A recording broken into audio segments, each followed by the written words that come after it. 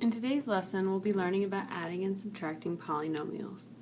Like usual, we're going to skip that first section where you're predicting, and we're going to go straight down to the vocabulary. It says, write the correct term next to each definition. First one, a monomial, or the sum or difference of monomials, each called a term. That's going to be, let me see here.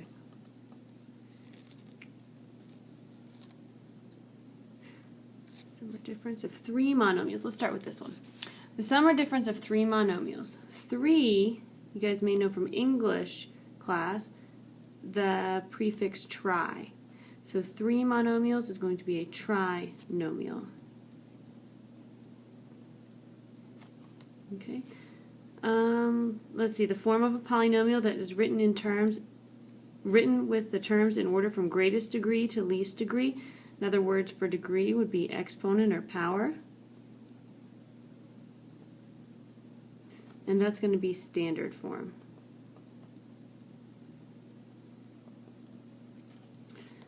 The sum or difference of two monomials, again from English class, the prefix for two is bi, so that will be a binomial. The greatest degree of any term in the polynomial, that's going to be the degree of the polynomial. Okay, this is an I.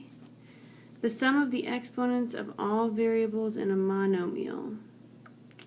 I'll have to come back to that one because I'm not sure. I'll have to look up the answer to that one. The coefficient of the first term of a polynomial when written in standard form. So we usually use the letter A to represent that. And a monomial, or the sum or difference of monomials, each called a term, that's a polynomial. So since it doesn't tell us how many, it could be multiple polynomial.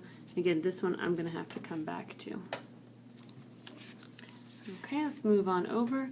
Polynomials in standard form. It says complete the table below for each monomial, binomial, or trinomial. So if you look at this right here, okay, oh, again, sorry, I figured this one out. This is going to be the degree of the monomial.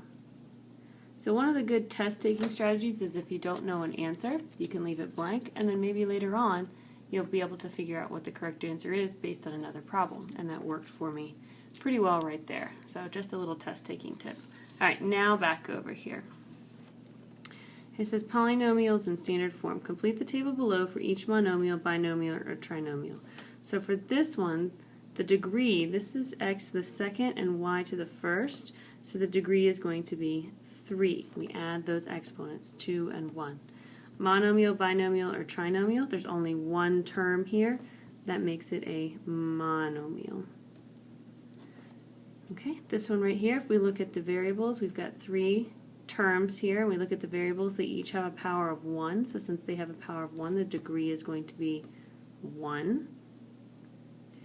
And all together here, we've got, again, 3 terms, 1, 2, 3, which makes this a trinomial. This guy right here, we have an x to the second and a y to the second. Highest exponent is 2, so the degree of that polynomial is 2.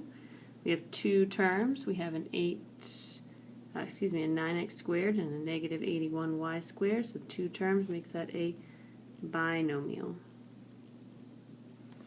This one's interesting. It's just 7. That's a constant. There is no exponent. There is no variable with an exponent, which makes the degree actually 0. And since there's only one term, it's a monomial. And again, it's a special type of monomial. We know this is a constant. It doesn't change its value. We talked about that last week.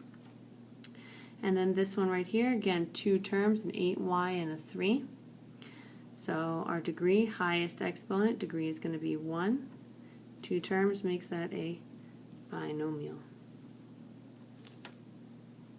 Okay.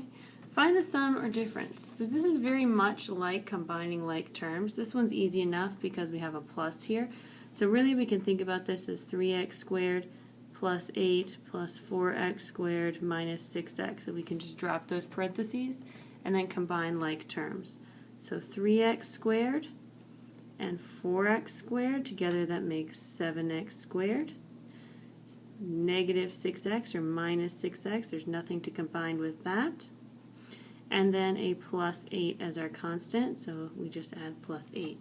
That makes this a trinomial. It has 3 terms, and notice we wrote it in standard form. We look at the exponents. This is x to the second, x to the first, and then constants at the end. This next one's a little bit more difficult because we have a minus. So we need to make sure we distribute that minus sign to both pieces. So we end up with negative x cubed plus 5x minus 2x to the third minus 10x. So again, make sure you distribute that minus sign. You can think of it like a negative sign. Make sure it gets distributed to both pieces inside the parentheses. And then now we can combine our like terms again, starting with the highest exponent, which is the third power. So we have minus or negative x cubed and another negative 2x cubed, so altogether is negative 3x cubed. And then we have a positive 5x and a negative 10x, so if we add those together, it's going to be a minus 5x.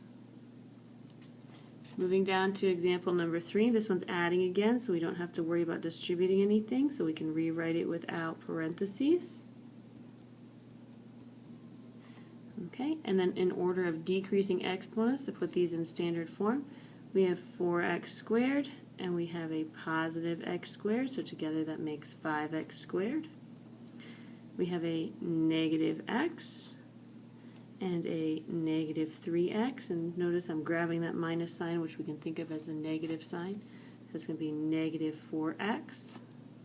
And then grab our constants, a plus a 2 and a minus 8, so altogether that's minus 6.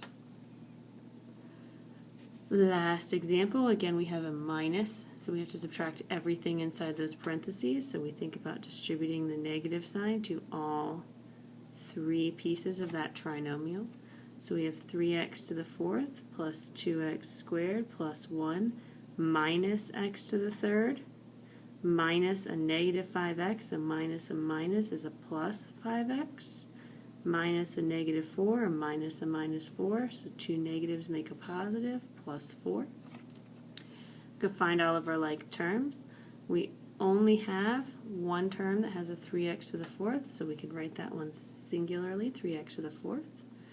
All right, we only have one term that has an x cubed, so we can write that one singularly, minus x cubed, so by itself. We only have one term that has an x squared, so we write that one by itself, plus 2x squared. Only one term with an x, plus 5x. And only one term that has a constant, plus 4. So we can write plus 4. And normally that would be all in one line, but ran out of space there. So notice my strategy here. I group the like terms with different shapes around them, kind of to help me visualize it, just like in those like term Legos. Each different kind of term, each different like term group had Legos that were made of the same shape. All right, helping you remember. It says use a dictionary to find the meaning of the terms ascending and descending. Write their meanings, then describe a situation in your everyday life that relates to them. So I think of ascending as going up. And in standard form, okay, we don't write the exponents in ascending order, we write them in descending order. And that means going down. Okay, so in standard form, if you look at all of these examples, if you look at the exponents, they are going down in order. 2, 1, 0, 3, there's no 2 exponent, and then 1, 2, 1, 0, 4, 3, 2, 1, 0. And an example from everyday life, I like to think about an elevator. Elevators go up and down. Think about an elevator. They go up and down inside maybe hotel rooms or big office buildings. So that's pretty much it for adding and subtracting polynomials, not too difficult. And I will see you in class.